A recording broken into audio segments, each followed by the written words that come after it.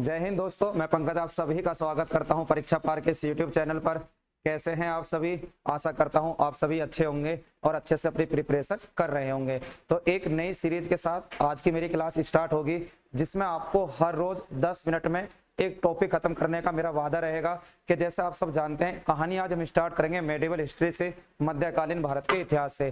तो कैसे मध्यकालीन भारत के इतिहास को हमें समझना है, उसके जो छोटे छोटे टॉपिक हैं उन टॉपिकों को मैं 10-10 मिनट में खत्म कराऊंगा। और आप किसी भी प्रकार के कॉम्पिटिटिव एग्जाम की तैयारी कर रहे हैं, आप किसी भी प्रकार के, मैंने कहा ना, कॉम्पिटिटिव एग्जाम की तैयारी कर रहे हैं, आप किसी में भी बैठना, आपको अगर मेडिवल हिस्ट्री या किसी भी प्रकार के जो मैं टॉपिक आपको कराऊं, अगर वो आपके पेपर में आते हैं तो आप आसानी से यहाँ से प्रश्न निकाल कर ले जाएंगे। तो 10 मिनट में ही आपका पूरा निचोड़ हो जाएगा।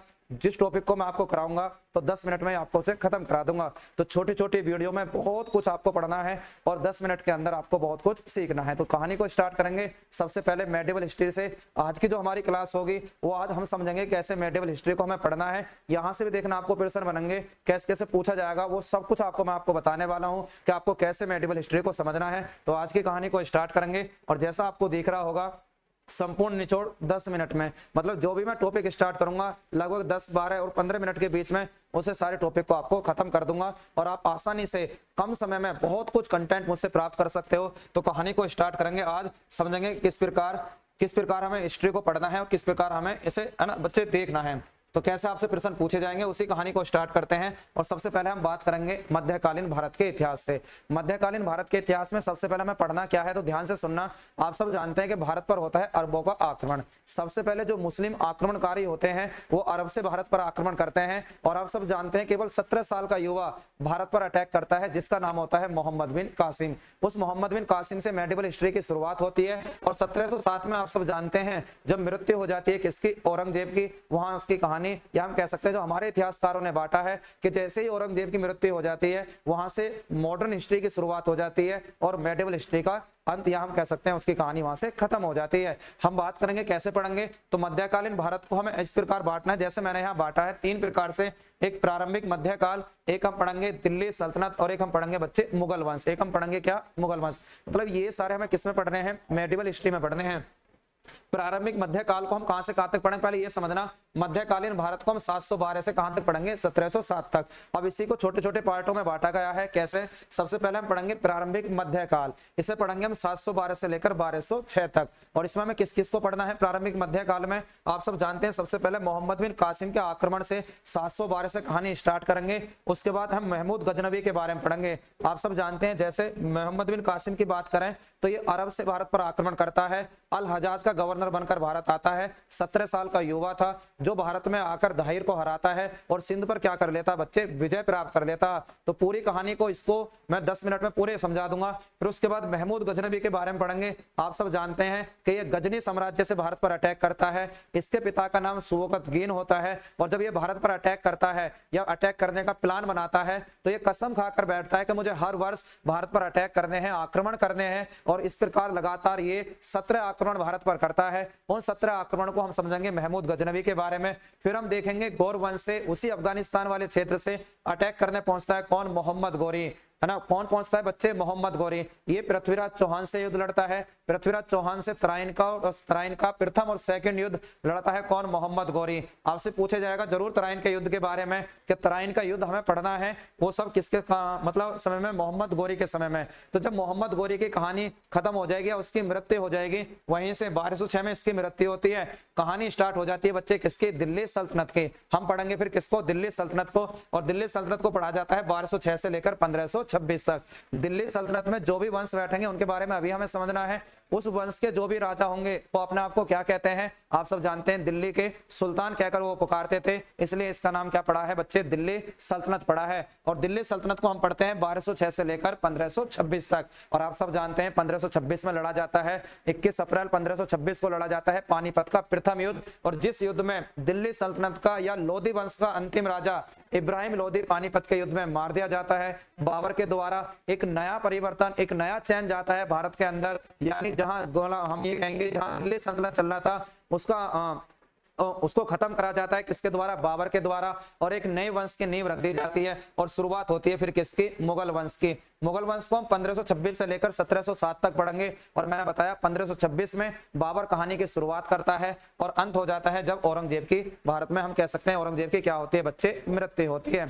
उसके बाद हम समझेंगे, उसके बाद आगे समझेंगे मतलब कैसे हमें दिल्ली सल्तनत में कौन से 5 वंश पढ़ रहे हैं। तो मैंने अभी आपको बताया था 1206 से लेकर 1526 तक हम दिल्ली सल्तनत को पढ़ेंगे, जिसमें सबसे पहला वंश पढ़ेंगे गुलाम वंश। आप सब जानते हैं गुलाम वंश 1206 से लेकर 1290 तक हमें पढ़ना है। जिसका पहला राजा कौन होगा, आप सब जानते हैं उसका पहला राजा होगा कुतुबुद्दीन ऐबक, यानी कुतुबुद्दीन ऐबक मोहम्मद गोरी का गुलाम था। जब मोहम्मद गोरी भारत से बाहर चला जाता या उसकी मृत्यु हो जाती है तो भारत का जो विजित प्रदेश था अपने दामाद और अपने गुलाम किसको दिया जाता है, कुतुबुद्दीन ऐबक को दिया जाता है। और वो ही गुलाम वंश की क्या कर लेता है, स्थापना कर देता है और भारत में शुरुआत हो जाती है दिल्ली सल्तनत की। और पहला वंश बैठता है कौन सा, गुलाम वंश। इसी में हम पढ़ते हैं गुलाम वंश में रजिया सुल्तान को, इसी में हम पढ़ते हैं इसी में हम पढ़ते हैं किसको, इल्तुतमिश को, इसी में हम पढ़ते हैं बहरम शाह को, और इसी में हम पढ़ते हैं आप सब जानते हैं बलवान को। इसी के शासनकाल में मतलब इसी गुलाम वंश में इन राजाओं को से पढ़ा जाता है। तो हम बात करेंगे किसकी, गुलाम वंश की। ध्यान से सुनना, हम बात करेंगे बच्चे किसकी, गुलाम वंश की। हम बात करेंगे किसकी, गुलाम वंश की।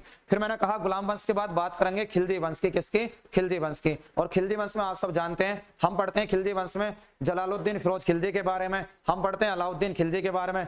प्रमुख रूप से शासन पढ़ेंगे किसका, अलाउद्दीन खिलजी का। किसका पढ़ेंगे बच्चे, अलाउद्दीन खिलजी का।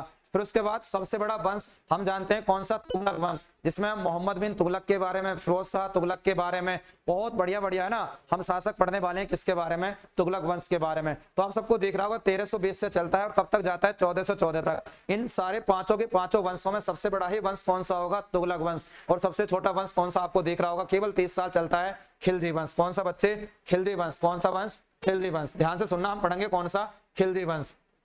कौन सा पढ़ेंगे, खिलजी वंश। उसके बाद आप सब जानते हैं ये शियाओं का वंश था। बाकी सारे किसके वंश हैं, आप सब जानते हैं ये सारे सुन्नियों के वंश हैं। एक पढ़ेंगे हम सैयद वंश के बारे में, जिसके खिजर का क्या करता है, स्थापना करता है। और लोधी वंश एक अफगानी वंश था, हम पढ़ेंगे लोधी वंश के बारे में। पहला राजा हुआ सिकंदर। इन सब के बारे में हम पढ़ेंगे कहां बच्चे, लोधी वंश के बारे में। तो आप जरा ध्यान से समझना, पहले गुलाम वंश, फिर खिलजी वंश, फिर पढ़ेंगे तुगलक वंश, फिर पढ़ेंगे बच्चे सैयद वंश, और फिर लास्ट में पढ़ेंगे लोधी वंश। इसका समय है 1206 से 1290, 1290 से 1320, 1320 से 1414, 1414 से 1451, और 1451 से लेकर 1526। और 1526 में अटैक हो जाएगा, आप सब जानते हैं किसका, बाबर का। युद्ध लड़ा जाएगा और शुरुआत हो जाएगी किसकी, आप सब जानते हैं मुगल वंश के। किसके, मुगल वंश के। देखो इसी के बीच में हमें और क्या पढ़ना है, ध्यान से सुनना, इसी के बीच में हमें और क्या पढ़ना है, थोड़ा से हम नए राज्यों का उदय के बारे में पढ़ेंगे। जैसे प्रमुख रूप से बार बार पेपर में आता है किसके बारे में, विजयनगर साम्राज्य के बारे में।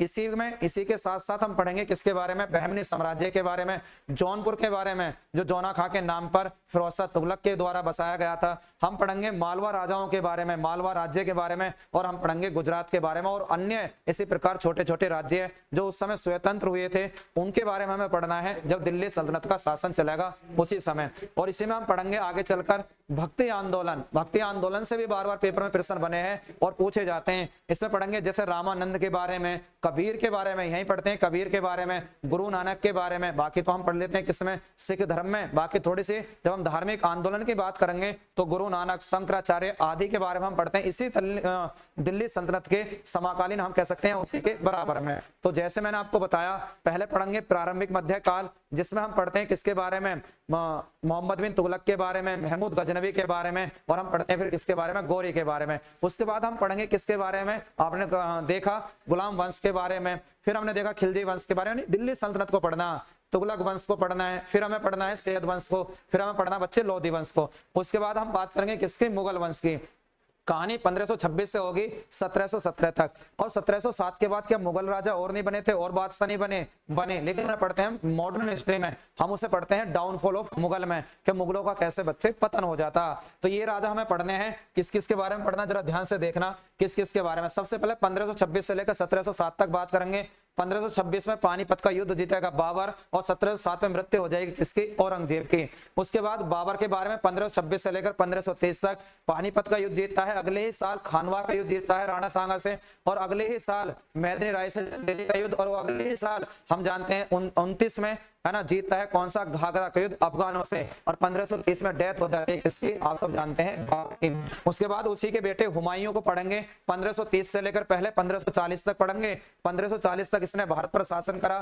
कन्नौज या बिलग्राम के युद्ध में इसे शेरशाह सूरी के द्वारा हरा दिया जाता है। फिर ये दोबारा भारत पर आता है, शासन करता है 1555 से लेकर 1556 तक, और 1556 में इसकी क्या हो जाती है, मृत्यु हो जाती है। हम बात करेंगे इसी के बीच में मैंने इधर बनाया है, हमें पढ़ना है सूर्यवंश के बारे में, यानी ये पढ़ा जाएगा 1540 से लेकर 1555 तक। जैसे हमने लोधी वंश को समझा था, लोधी वंश पहला अफगानी वंश था, तो आप कहोगे ये जो सूर्यवंश है, ये सूर्यवंश कैसा वंश है, आप कहोगे सूर्यवंश दूसरा अफगानी वंश है, जिसकी स्थापना शेरशाह सूरी के द्वारा बिलग्राम या कन्नौज के युद्ध में किसको हराकर, हुमायूं को हराकर करी जाती है। और धीरे धीरे है ना 15 साल तक घुमक्कड़ों की तरह जीवन व्यतीत करता है कौन, हुमायूं। उसके बाद हम बात करेंगे अकबर के। 1556 में युद्ध लड़ा जाएगा, एक बहुत निर्णायक युद्ध होगा, जिस युद्ध में एक तरफ से लड़ेगा एक हिंदू राजा, जो अंतिम है, मतलब अंतिम विक्रम हुआ। आज तक 14 विक्रम हुए हैं, अंतिम विक्रमादित्य हुआ है, वो हुआ है कौन, है ना, आप बताओगे, हेमू। और हेमू और हेमचंद्र, मतलब हेमचंद्र विक्रमादित्य, और एक तरफ से अकबर। अकबर का उस समय शासक था, आप सब जानते हैं, बैरम खां। तो बैरम खां मतलब मुख्य रूप से युद्ध में भूमिका निभा रहा था किसकी तरफ से, और भारत की तरफ से हम कह सकते हैं, या दिल्ली की तरफ से लड़ा था कौन लड़ रहा था, हेमचंद्र विक्रमादित्य। तो अकबर का शासनकाल 1556 से लेकर 1605 तक, और इसी के शासनकाल में आप सब जानते हैं धीरे धीरे यूरोपियों का भारत में आने की शुरुआत हो जाती है। जहांगीर यूरोपियों को अनुमति देता है, अंग्रेजों को अनुमति देता है, इसका शासनकाल 1605 से लेकर 1627 तक। उसके बाद शाहजहां का शासनकाल कब से, 1627 से लेकर 1658 तक, और उसके बाद सबसे लंबा शासनकाल पूरे मुगलों में आप सब जानते हैं 1658 से लेकर 1707 तक। किसका पढ़ा जाएगा बच्चे, औरंगजेब का पढ़ा जाएगा, किसका, औरंगजेब का। तो सबसे पहले बाबर, बाबर का बेटा हुमायूं, हुमायूं के बाद अकबर, अकबर के बाद जहांगीर, जहांगीर के बाद शाहजहां, शाहजहां के बाद औरंगजेब। इस प्रकार हमें सबका शासन पढ़ना है, और पूरा मैं आपको 10-10 मिनट में एक एक टॉपिक को उठाऊंगा। जैसे मैंने अभी पीछे बात करी थी, किसकी, ये देखो जरा, पीछे मैंने आपको बात करी थी, शुरुआत करी थी यहाँ से, जैसे मोहम्मद बिन कासिम 10 मिनट में खत्म, महमूद गजनवी 10 मिनट के अंदर, और ऐसे ही मोहम्मद गौरी। हर रोज आपको 10-10 मिनट की वीडियो ऐसी प्रोवाइड होगी, और आपके धीरे धीरे आपको पता नहीं लगेगा आप कब में आपने इनको याद कर लिया, क्योंकि खूब अच्छे से मैं आपको समझाने वाला हूं। और 10 मिनट की आप वीडियो में बहुत कुछ प्राप्त कर सकते हो, बहुत कुछ कंटेंट प्राप्त कर सकते हो, आपका समय भी बचेगा, और जल्दी से जल्दी आप प्रिपरेशन भी कर सकते हो। तो इसी प्रकार ये सीरीज शुरू होगी, और हर रोज आपको इसमें इस प्रकार वीडियो मिलेगी, और पूरी मेडिवल हिस्ट्री को जल्दी से जल्दी हम खत्म कर लेंगे। तो आज के लिए इतना ही। ये तरीका आपको कैसा लगा, आप कमेंट बॉक्स में जरूर बताएं। तो आज के लिए इतना ही। ओके, टाटा, बाय बाय, जय हिंद।